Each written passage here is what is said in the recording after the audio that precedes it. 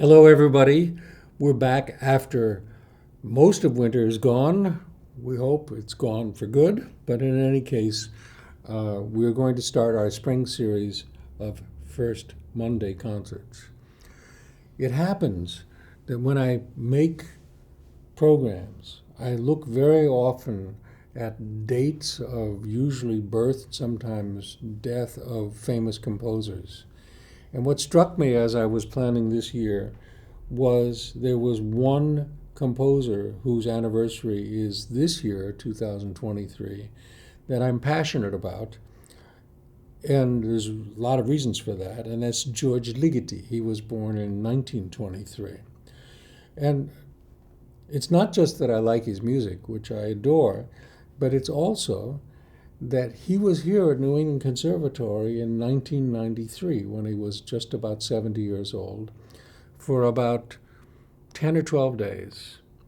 It was a terrific moment in the conservatory's history when there was something called the Massachusetts Council on Arts and Humanities that would make grants that you could apply for to bring famous artists to your institution. John Heiss was very good at that, and he used to do springtime series just before the spring break in March. And this particular one, he managed to get Ligeti willing to come for that chunk of time. So first of all, looking backwards, thanks to the Mass Council on Arts and Humanities, and thank you to John Heiss. What happened when he came was that he was deeply involved in all kinds of things. He was very busy. There were programs playing his music. He was talking to composition students. He was doing some things that we have access to now because they were recorded. And what I've planned is a spring series that celebrates him and his visit here and his music. It's not 100% his music, but this first program is almost all of his music. And I'll get to that in a minute. György Ligeti, whose name is Hungarian, was born in what we now call Romania. But he lived in a small city, the name of which I absolutely can't pronounce, where everybody spoke Hungarian. For a while it was part of Hungary, it was a part of Austria, and then it became later part of the Soviet Union. I mean, it was quite a lot of political change in Eastern Europe. So he was in a place that was Romanian, and there were two ways in which he was kind of a foreigner. He was Hungarian, his culture was Hungarian, and he was Jewish. And both things have some bearing on who he became. He was, by the way, this is just a nice little footnote to history. In the string world, we celebrate the memory of a great violin teacher named Leopold Auer, who was actually from Budapest, and who became the teacher much later on of the most famous student he had was Jascha Heifetz, but also Misha Elman and Nathan Milstein and a lot of others. And he was actually, Ligeti was the great-grandnephew of Leopold Auer. So that connects him to other parts of my world, certainly. And when he was 6 years old, they moved from that little town to one that I would pronounce as Cluj, spelled C-L-U-J. And at a certain point, he went to a school where the language that he had to learn was Romanian. And this is something that really impacted him, as very early memories of many of us do. He remembered then and always was amazed that he could be in the group of people and he didn't know their language. And the last piece on our program for this concert is a piece that it directly addresses that in an amazing way. But let's start at the beginning. It seems to me that composers are influenced by what they hear and what they see. One of the great early influences on Ligeti in that place was church music. And in churches, he heard the music of a very important composer named Ockeghem, who was from the Renaissance period. And Ockeghem was born in 1420 and lived to 1495. His music made a big impact on Ligeti because he noticed, I'm going to quote him now, Ockeghem's music was very static, no specific or known point in the rhythm. The voices combined to create polyphony. It's like a continual electric sensation. One has to listen to the whole piece to realize that even as it changes, the totality of the piece is static. Sometimes in the sea, there are waves recurring after one another. That's how these sounds combine in order to give this continual or electric sensation. So we're going to start our program today by listening to a very short excerpt from one of the famous pieces from a mass by Ockeghem, in which I want you to pay attention to this early sound that became such an influence to him throughout his life. So coming back to his young days, his father wanted his son, him, to become a scientist. And he was interested in science. Like, as we will learn, he became interested in so many different things in his life, but he was interested in music. And that actually pushed them to give him music lessons. There was no piano in the house. He would play piano somewhere we could find them. He had a brother who was studying the violin, and that is kind of how he started. A little bit later on, when he was now college age, although he had studied music in Cluj, he moved to Budapest. And that was in 1945. And he went there because the big names in Hungarian music were Kodály and Bartók. And he wanted to have access to them. Kodály was still there, but the shock was he came to Budapest and Bartók was not there. In fact, he had come to America. And even more importantly, in 1945, Bartók died in New York City. So Kodály was there, and Kodály helped him get started. And he not only studied at the Franz Liszt Academy, which is the name of the conservatory there, but he also became a teacher there with Kodály's help. I'm going to mention something that we're going to hear him talk about soon. And the portion we're going to listen to talks about how it came to be that he left Hungary for outside of the Eastern Bloc of the Iron Curtain countries. By the way, he's talking in English here. It was his sixth language. And if you listen to the English, of course it's accented, but listen to the richness of his vocabulary. Even occasionally he has to search for words. So let's listen to that now. When I was born in Transylvania, and Transylvania belonged to Hungary about 900 years, and belonged also to Austria, because Hungary belonged to Austria for a couple of hundred years, and they had a lot of mixed population, German-speaking and Romanian-speaking population. Now, to simplify things, I would say I am born and was educated very much in Hungarian culture.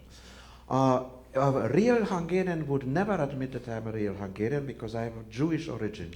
But a real Jew would not recognize me as a Jew because I know very little about Jewish religion. I was educated. My father was a socialist believer, so my education was socialism, something which later turned out to be also some beautiful utopian idea. And this was a very small city in Transylvania. I couldn't understand Romanian, which was an official language. Think, no, for instance, Spanish-speaking people in the United States speaking no English, and they have to deal with authorities. This was the situation of my parents, who couldn't speak Romanian. I learned in school with 10 years Romanian. This was, how to say, the start how I became, thank you, a so-called cosmopolitan. The next was, after the war, I don't speak about the terrible war years, I went to Budapest to study, and this was my real language, Hungarian. For me, it was a bit strange that on the shops and streets, the names were in Hungarian, because when I was a child, everything was Romanian, so in a non-intelligible Latin language, which became clear for me much later. So it was something very, very special. But to say that I totally belong, of course I belong there, but I don't belong really. I am the way between different cultures. And then hating the Stalin communist system as much as the Hitler Nazi system, I had no choice before 56, because you know the so-called Iron Curtain is not a metaphor, it was reality. You couldn't cross the border, you were killed. And after 56, it was the decision to remain or not. And everybody had to, it was a possibility to leave, because with risks you could cross the border, because there was no shooting at the border. So I decided to leave. And I think it was a good choice. So we've heard a piece by Johannes Ockeghem, and that influenced Ligeti to think about great sound in which rhythm is not a critical element, and so it comes in kind of like the ocean moving, it's continuous. That really was something that he became interested in, even though he had great and deep musical education going back to like trying to learn how to write a Haydn quartet or a Bach chorale. He went through all of those things. He was very, very aware of his heritage. But his big breakthrough to fame and his mature style comes with a piece called Atmosphere, written in 1961. And it's a style he called micropolyphony, which means that there are many voices, but they're all packed on top of one another so that you don't really hear them as separate voices. It's clusters of sound.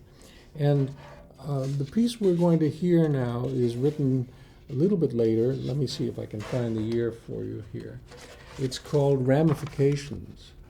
It was written in 1968. He had written many things by then.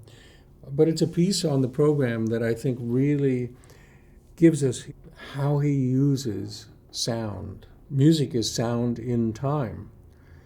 His idea of time, though, is, in this case, static. He writes a piece for 12 string players, and they're divided into 2 groups of 6. It's only a 9-minute piece, but in that piece, he does something that is so interesting. He says group 1 and group 2, sitting separate on the stage, are going to be tuned a quarter of a tone apart. Once they're tuned that way, the ones who are a quarter of a tone sharp, which is the first group, they just play the music as if they normally would, but the sound you hear mixed is this dissonance or this confusion about sound, about what's going on here. And actually, because he was such an interesting person about personality and emotions, what he's saying really is he's setting it up so that that discomfort from the 2 tunings gradually makes the first group sink in their intonation, so that by the end of the piece, they don't retune their instruments, but they behave more like they are together. Very, very interesting idea. And by the way, the piece is written in normal time. It's going to be conducted. And he doesn't want you to know where the downbeat is. The conducting is just there so that these 12 people can play and know where they're supposed to play. But when you listen to it, you can just close your eyes and you won't know where the beat is. And that's by design. So that's what we're going to hear now. is Ramifications of Ligeti from 1968.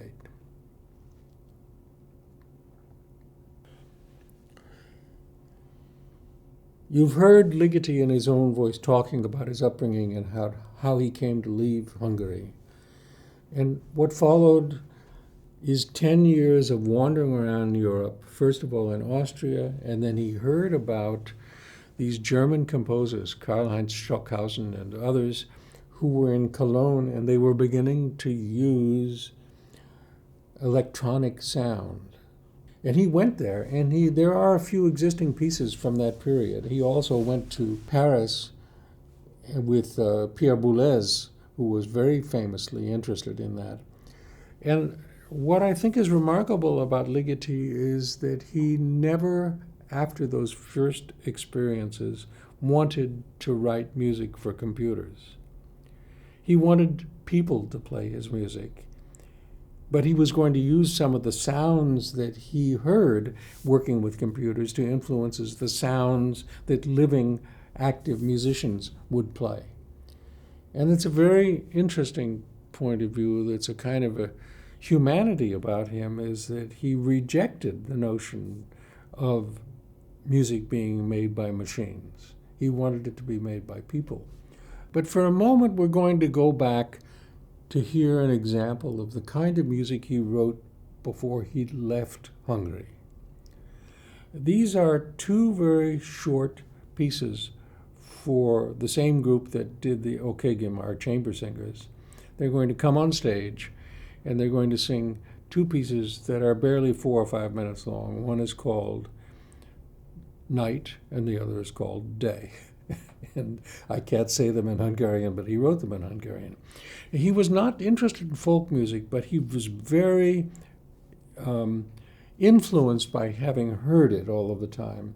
And you're going to get a little thing of what he could do as a composer in totalitarian Hungary, controlled by the communists, that would not get him into trouble. He had gotten into trouble as a teacher when he wanted his students to listen to Stravinsky. He was, almost arrested because of that. It was so controlled. But anyway, I thought it's interesting for you to hear a little bit of where he comes from, at least ethnically. So we're going to hear these two short pieces next.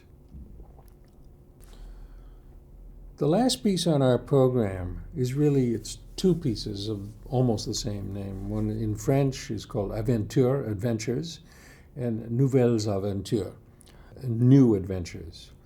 These pieces are each about 10 minutes long, and they're going to be played one right after the other.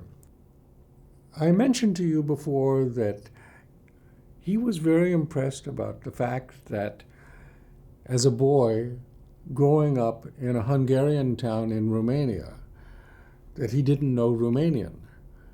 And that when he first went to school where they were teaching Romanian, it was very hard on him because he couldn't understand what was being said. We have a lot of evidence of that in our own school. We have people come from countries where they speak different language, and because it's here we teach in English, but they have to learn how to get used to that. Well, he set out to find some kind of way of dealing with this program. And you're going to hear an extended excerpt from his talking when I was here about how he dealt with that. His idea, and he's going to explain it when you hear him talking in a few minutes, is to write a piece with singers, and you don't have to worry about the language because he's inventing a new language, which is a collection of sounds that he's going to have them use. They use all kinds of props like megaphones or rolled up pieces of paper, and they make sounds, and you're going to hear him explain about how he began to choose those sounds that would be made. So what do we have here? What we have here is, again, a composer who by the time he came to us knew 6 languages. So when you hear him talking English, just remember for a second, that's his 6th language, and it's wonderful how well he captures nuance in the language. In fact, I think the root is the same what Mr. Dyler asked me about, not really belonging to one culture. When I was a child, until I went to elementary school, 6 years, I could speak no one word Romanian, because the small city where I was born, or which is called today Târnăveni, had a Hungarian name before Dicső Márton. Oh, it's a very small city, exactly middle of Transylvania. Everybody spoke Hungarian, only the police and was Romanian. So we had not very much contact with Romanian language. And then in elementary school, I should learn Romanian, but it was not really Romanian, because the school teacher lady in all 4 classes, she couldn't really speak the language. So I went then in the what you call here high school, when you go with 10, it's a different system, or lycée in Europe, gymnasium, with 10 years you go in a higher degree. And then my father, who couldn't speak Romanian or very little, told, you go in a Romanian school. It was a choice between Hungarian, German and Romanian speaking. You go in Romanian because we are in Romania and you have to learn the language. And I went to Romanian school without understanding the language. And I think the root of Aventure and is I hear people speaking in a language which I cannot understand. And then, but this was not conscient. It was, I cannot tell you only that always the speaking in a language is, I can understand the gestures. And then my idea was to write something in an imaginary language. But in fact, if you study Aventure, and there is a second part, Nouvelles Aventures. If you study the score, you will see that it's a very constructive score. There are certain transformations of sonorities. I don't say phonemes, because phonemes belong to a certain language, and this is not a certain language. And I noted it, it's very possible to note it very exactly in the International Phonetic Alphabet. And there are certain constructive, like in a Bach fugue, you will find, for instance, a conversation between 3 singers, or in the part where there are no instruments, which is a kind of permutation, like in the Bach F minor 3-voice invention, which was my model, only instead of this beautiful F minor chromatic theme, I put certain characters of vocalizers and so on. And everybody has it in a different permutation. So it's constructed there. You will find a lot of places where there are phonetic changes. For instance, I changed from the most open, this is the end, the beginning. I see. So I start with A. A is the most open, and I finish with the most close. So the B labial, which you write as an M. And I have a transition. The baritone will know it very well, but also the 2 lady singers.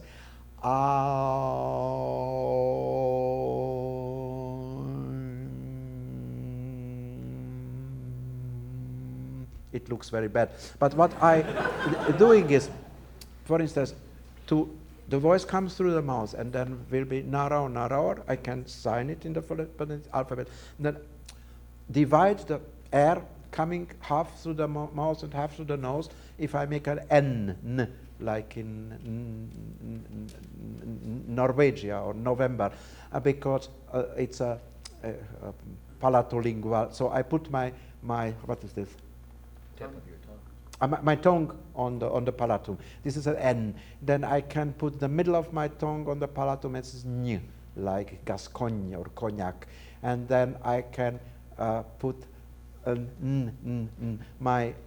between my teeth. For instance, English is a non-vocal, aspirant making between the tongue and the upper teeth.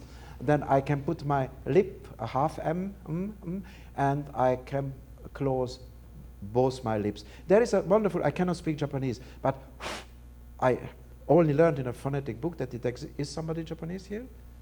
Yeah. Is it true that you have this kind of F in Japanese? Yeah. Tell me a word in this way. Well, it's going to be long story. We don't have R and L. And we don't have, well, first of all, we don't use the lips. Yeah. So we don't have what. we didn't have that. This I know, but So- you have. Yeah, so let's say, okay, the place name called the Fukuoka is like Fukuoka. Yeah. Yeah. Yes, this exactly. Which It comes from the no movement of the lips. I understand. Yeah. So, for instance, the most extremistic sound which I used was this sound, but I cannot speak Japanese. It was from a phonetics book. I took it. So I made constructions of different kind of consonants. For instance, in Nouvelles Aventures, the piece which was not performed, first movement, it's only vocals. So it's a stubborn repetition of then another pitch, or u, and so on. And the whole construction based on vocals. And there are a lot of, in Aventure, you hear different whispering. Everything is noted very exactly. So there are certain group permutation in a kind of pseudo-serial. I used a certain serial technique. So technically this was the piece. When I was ready with the piece, it became obvious to me that without willing, involuntary, I put in the piece a lot of emotions, but when I wrote it, I didn't think in this way. I thought construction. And there is a lot of interaction between people, liking each other or hating or with respect, or and you can understand these emotional connotations. So what we have now is a piece that the text of it is in a created language composed by the composer, and the group of players, with flute, double bass, cello, French horn, piano, harpsichord, and percussion, does all kinds of sounds that he's very, very good at writing, and very interesting sounds. But you're going to be focusing a lot on those three singers.